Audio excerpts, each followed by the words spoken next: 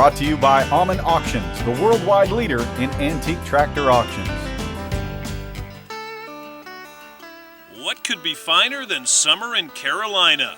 You can see how the tobacco crop is doing and maybe sit on the front porch and take in a little tractor history for a spell. Corbitt, that's spelled Corbitt, and that's my 1950 Corbitt tractor. This is a Corbitt tractor made right here in Henderson, 3 miles from here, but to most people, local, they don't remember Corbitt. John Hedgepeth of Henderson, North Carolina is one guy who does remember Corbitt. He's the proud owner of this G50 Corbitt farm tractor built more than half a century ago. In fact, John is a guy who has a passion for historic collectibles of all kinds. Well, I've been collecting about 35 years, restoring cars and military vehicles. This is my 1964 Corvette Spider, turbocharged engine. This is 1942 GPW Ford Jeep, delivered to the Army June 1st, 42. And the motorcycle is a 42 WLA, was delivered to the Army in February 45. John's collection even has vintage pop machines, gas pumps, and a whole lot more. But maybe nothing is more unusual and rare than John's apple green Corbitt tractor. Corbitt had orders in Brazil. They tried to get orders in Brazil for 1,000 of them. But after making 50 or so, the order fell through. There's 5 surviving that we know of right now. One in Illinois, one in New York, and one in New Jersey, and one in Virginia, and this one. The Corbitt Company got its start back in 1899 in this building where Richard Corbitt started building buggies. Later, Corbitt became well known for building all kinds of trucks. And during World War II, Corbitt trucks were a mainstay for the U.S. military.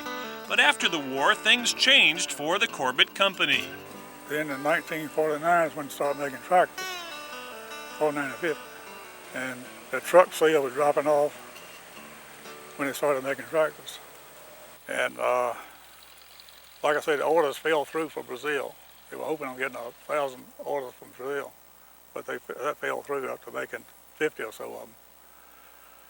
And the only ones that were sold was bought directly from the company. Built in Henderson in the Corbitt factory with hopes that it would be shipped to Brazil, in fact, this tractor has never left the county. It was originally sold to a local farmer John knew well. He bought it at $725 or $50, and the model G50 was $1,900. I don't know why, but when the tractor was made, they put 2 used tires on the front, probably didn't have any in stock. So they put 2 used tires on, 600 by 16, slightly used, no charge. This tractor here was used for pulling a disc, and the guy also used it to pull logs out of the woods, timber, sawmill logs, which at that time they were using tractors about this size a lot.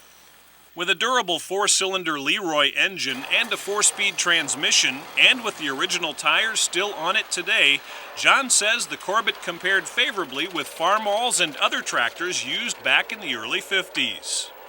Well, most of the Corbitt just had the drawbar, not the lift here. This is something they just added on at the factory, that option. This is the only one I've seen with the aluminum cast steering wheel.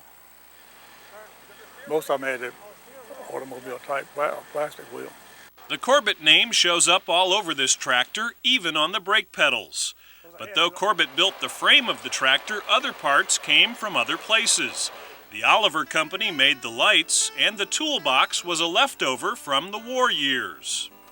This item here was used on the military trucks in World War II as a spare parts box. And it's still OD inside. OD paint inside of it. But they had some left over, so they used them on the tractors. The nameplate was used on the trucks, on the side of the hood, on the trucks that Corbitt built. And they're real much in demand right now too. Yes, there's a lot of history in this part of Carolina tobacco country. A 1902 farmhouse, an old tobacco barn, and a tractor with a name long forgotten by most. Good thing there's a man like John Hedgepeth to keep the Corbitt rolling.